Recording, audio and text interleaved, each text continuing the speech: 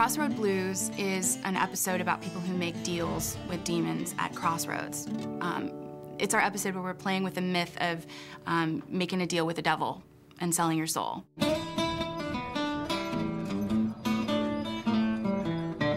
For a very long time, I've been into blues music, and I came across this story of Robert Johnson, came across his music at a really young age when I was still in high school, and was just, intrigued by it. And this idea of someone who's, sold his soul to become this great musician, and I'm certainly aware that, wasn't really Robert Johnson. It may have been someone else that this legend created, but it sort of doesn't matter. Like, it's kind of about the legends are more important than the actual men. The more I read about Robert Johnson, the more I realized that it's really one of the coolest urban legends ever, because so much about it is factually true and correct. The only part of the story that we don't know for sure if it's true is the actual part where he talks to the devil.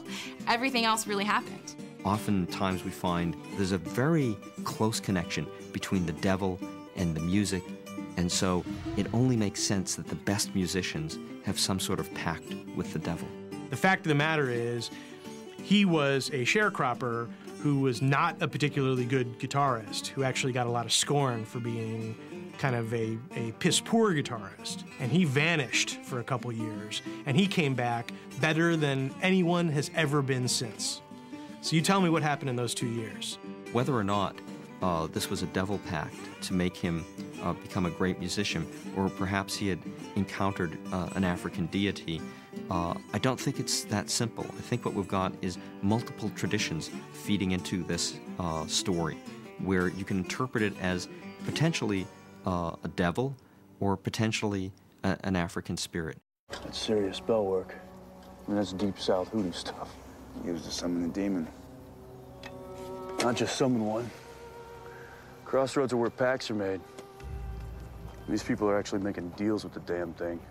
In the South, you had this tradition where you come to the crossroads and you can meet one of the gods, the African gods of the crossroads, and be taught things. And this concept has gotten mixed up with devil pacts. In Africa, which would be around Mali, one of the most powerful spirits is Elegua, who is, among other things, the guardian of the crossroads. In the traditions, Elegua will actually, if a person comes to the crossroads at a certain time, will not ask them to sell their soul, but is willing to give them information, basically how to play the blues guitar. Why a crossroads?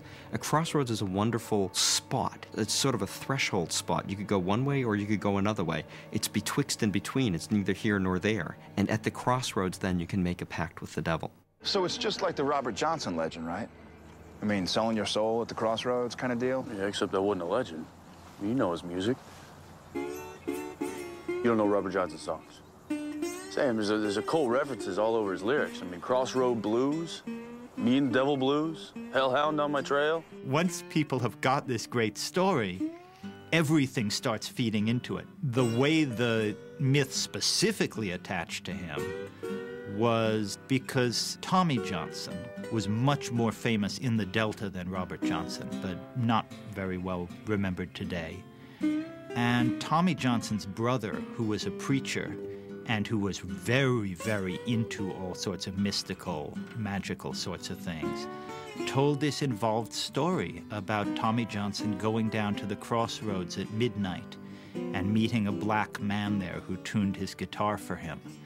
And he said after that happened, he could play anything he wanted to play. And then a number of people who had already been into Robert Johnson and into the devil songs said, oh, that's how it works. Now most people think that is the Robert Johnson story.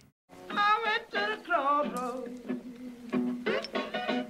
People try to give answers to questions that are unanswerable. And certainly when we're talking about hoodoo beliefs in the Mississippi Delta in 1930, a lot of it we just don't know and we'll never know.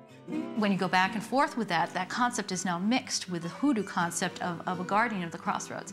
So did he sell his soul, or was he given an opportunity by one of the African deities? I can't answer that. You may have to wait till the afterlife to find out.